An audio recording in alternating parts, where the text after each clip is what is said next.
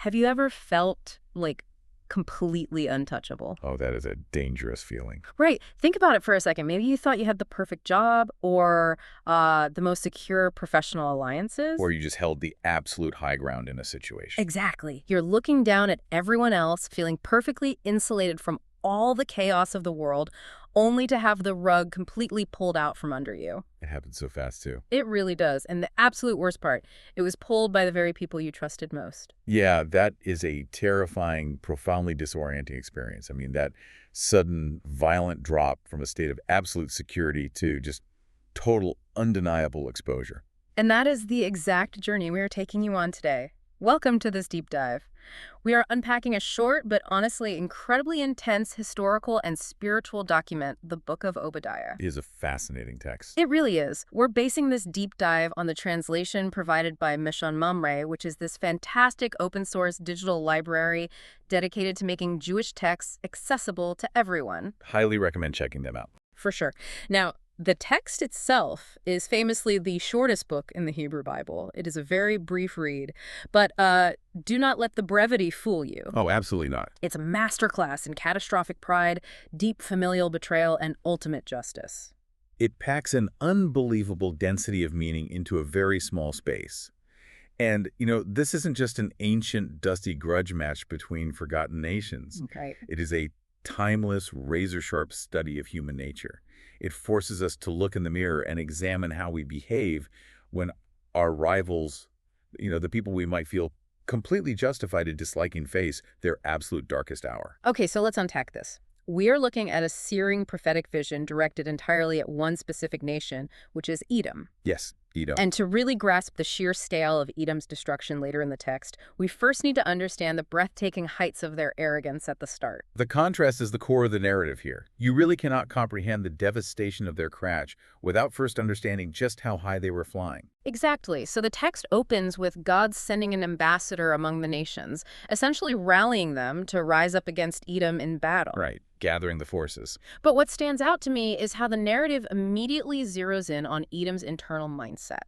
It describes them as dwelling in the clefts of the rock and having their habitation on high. The physical imagery is so striking. It is, and their fatal flaw is stated so explicitly it feels almost startling.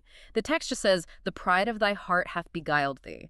They are sitting up there literally and figuratively asking themselves, who shall bring me down to the ground? What's fascinating here is how the original Hebrew text inextricably links their physical geography to their internal psychology. Oh, how so? Well, Edom was located in a mountainous, incredibly rugged region southeast of the Dead Sea.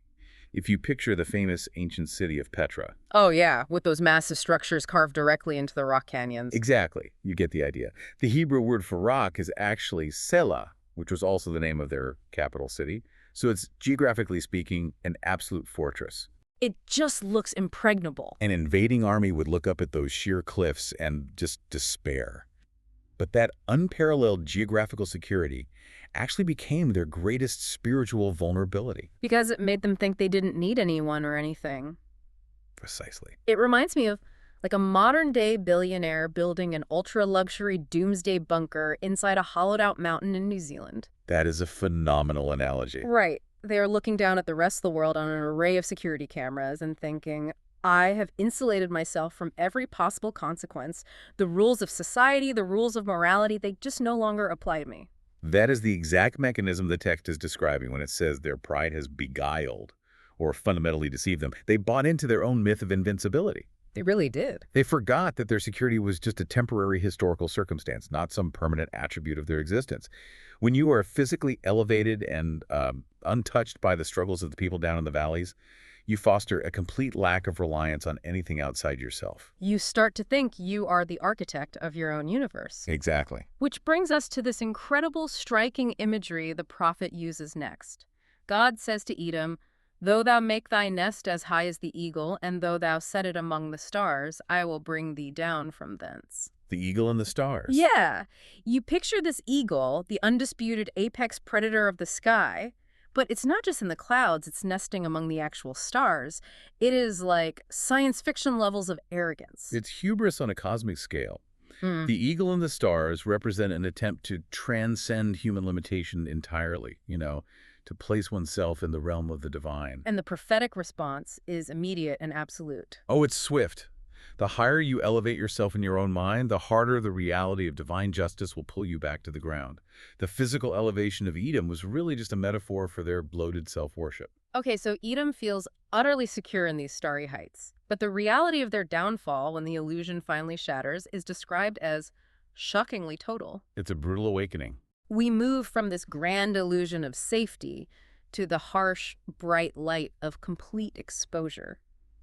And the text uses a really clever comparison to explain the mechanics of just how bad this defeat is going to be. Yes, it employs a classic lesser to greater logical argument. It really emphasizes the totality of the devastation. So the prophet points out that if normal thieves or night robbers broke into your house, they would only steal until they had enough. Right. They grab the silver, the jewelry, and they leave the heavy furniture behind. Exactly. And if grape gatherers came to your vineyard, it's just the nature of the harvest that they would leave some gleaning grapes behind. There's always a margin, always something left over. Right. But then the text cries out, how is Esau searched out? How are his hidden places sought out? The language implies a violent scouring, a complete and utter stripping away. Nothing left. Nothing is left in the margins. Every secret vault, every hidden bunker carved into those rock canyons is just cracked open and emptied. And this is where the bitter irony really kicks in, and where I think anyone listening can start to relate these to the modern world. Oh, absolutely. Because who is doing this searching out? Who is successfully invading this supposedly impregnable mountain fortress? It isn't a massive foreign superpower kicking down the front door. No, it is an inside job.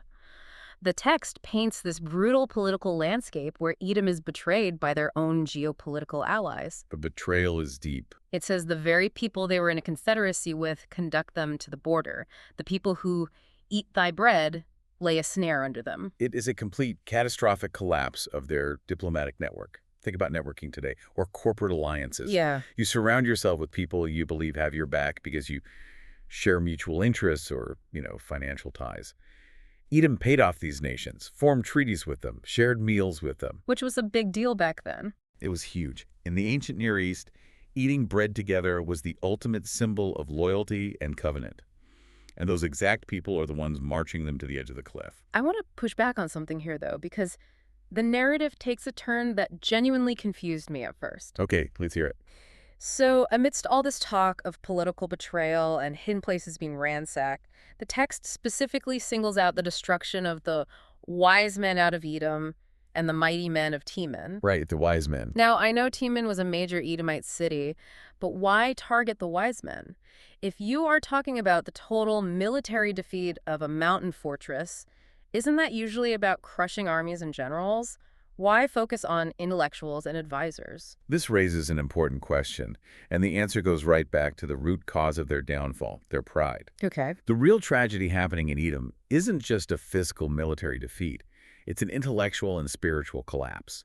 The text notes that amidst all this betrayal, there is no discernment left in Edom. So they completely lost their ability to see reality clearly. Precisely. The region of Teman was historically renowned. It was practically the Ivy League of the ancient Middle East, famous for its sages and philosophers. Oh, wow. I didn't realize that. Yeah, but arrogance creates a massive cognitive blind spot. When a nation or a CEO or an individual becomes entirely full of themselves, they stop listening to dissenting opinions. The wise men simply become yes men. Exactly. They build an echo chamber. So their legendary wisdom completely failed them because pride makes you stupid. It makes you assume your allies love you when they actually just want to extract your resources. That makes so much sense. They couldn't see the snare being laid by the very people eating at their table. So when the text says the wise men are destroyed, it means their internal compass was shattered from within long before the physical slaughter even began. Arrogance creates an echo chamber that destroys critical thinking. That is a profound insight. Okay, so the picture is clear on what is happening to Edom. Complete exposure, political backstabbing, the total collapse of their intellectual defenses. Yeah, a total disaster. But the narrative shifts gears heavily at this point. It moves from what is happening to why it is happening. And this is where we realize we aren't just reading a geopolitical white paper about bad treaty management. Far from it. It is a story of deeply personal, deeply toxic, familial betrayal. The historical and relational context is absolutely vital here. If you don't understand who Edom and Israel are to each other, the rest of this prophetic book just reads like angry, violent poetry. Right. Throughout this middle section, the text repeatedly uses the name Esau to refer to Edom and brother Jacob or the children of Judah to refer to Israel. They aren't just neighboring countries sharing a border. No, they represent the descendants of twin brothers from the book of Genesis, Esau and Jacob. Twins who had a famously fractured, toxic relationship. Historically, Jacob deceived his brother Esau to steal his birthright and his father's blessing. A pretty massive deception. Oh, it was a family-shattering event. Yeah. Esau, feeling deeply wronged, eventually settled in the mountainous region of Seir, which became the nation of Edom. Jacob, whose name was changed to Israel, fathered the nation next door.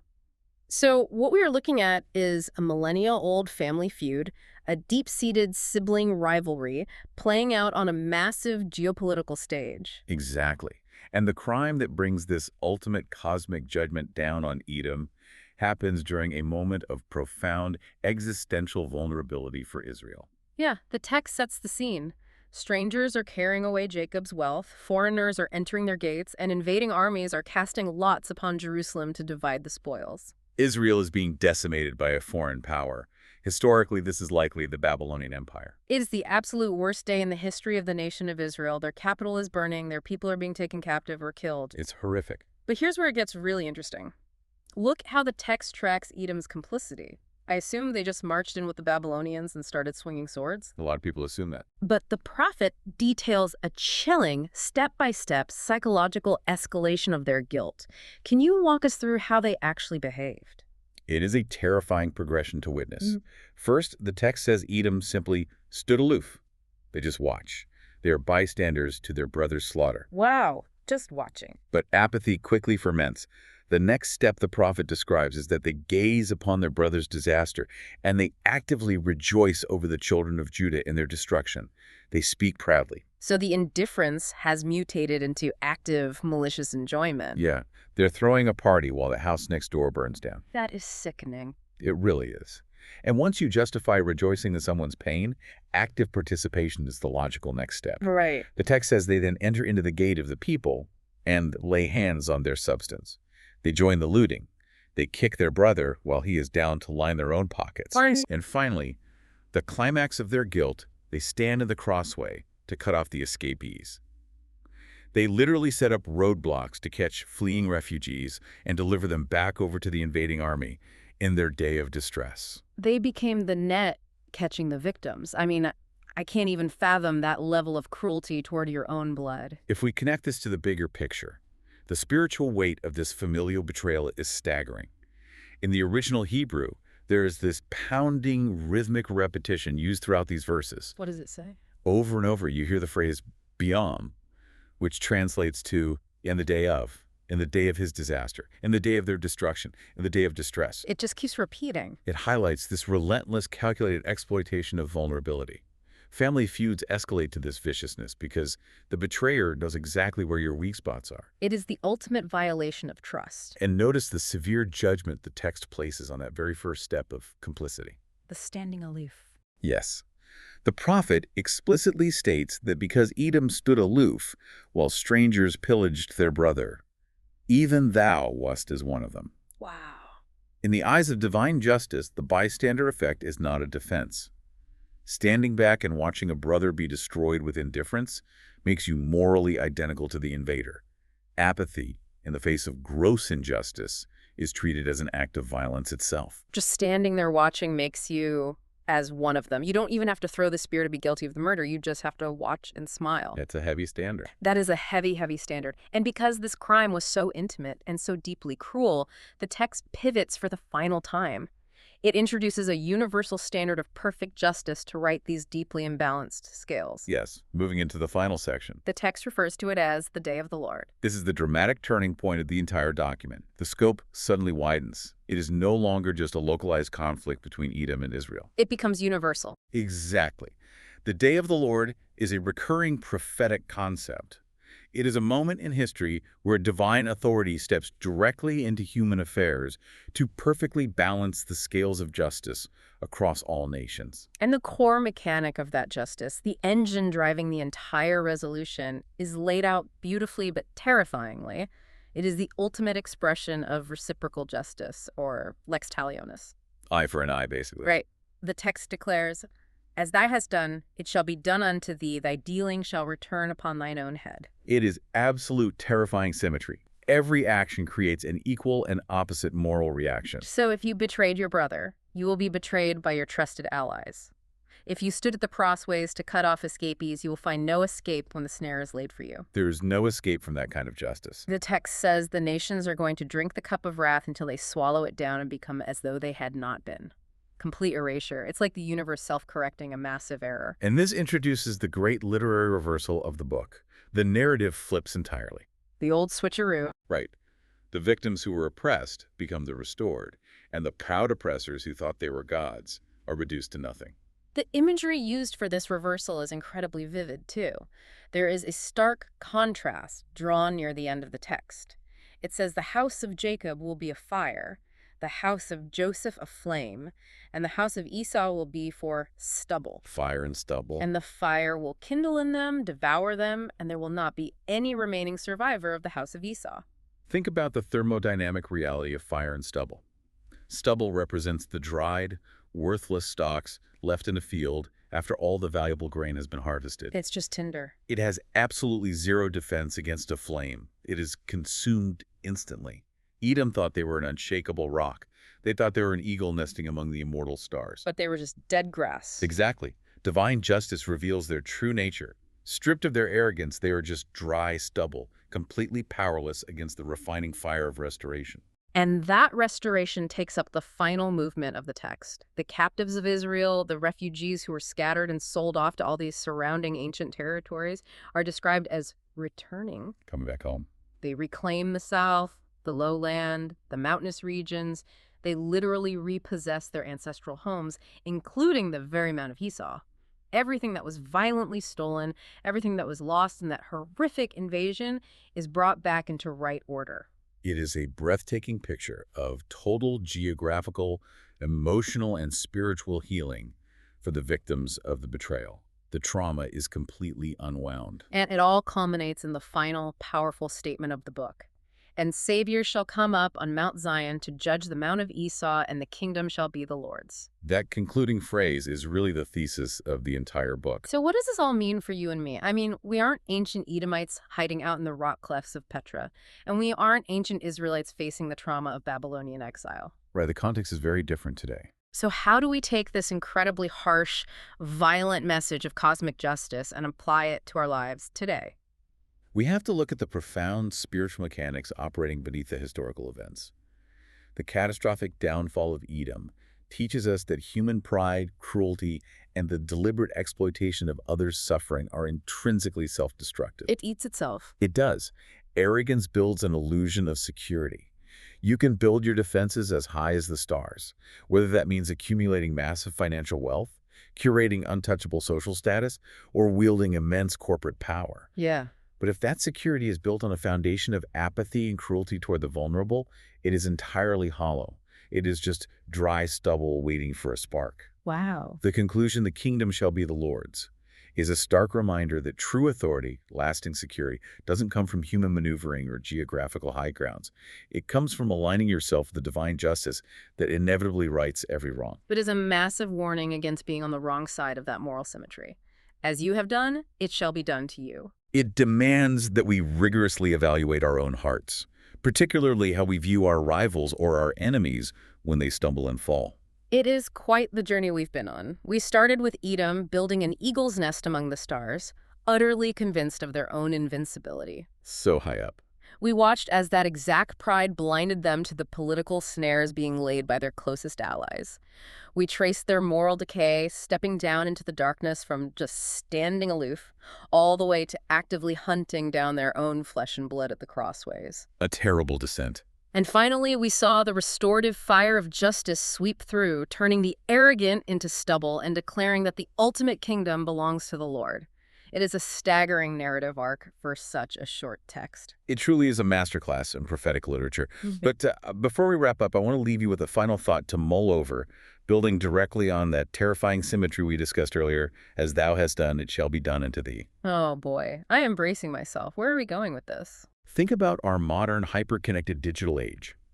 Every single day, you open your phone, you scroll through your feeds, and you witness the public downfalls, the cancellations, and the profound distress of others. We see it constantly. Sometimes it is people we deeply disagree with, our ideological or professional rivals. Hmm. The internet has essentially become our modern crossways. The digital crossways, that is an incredibly convicting image. So ask yourself, when you see someone you dislike facing their personal day of disaster online, what is your internal reaction?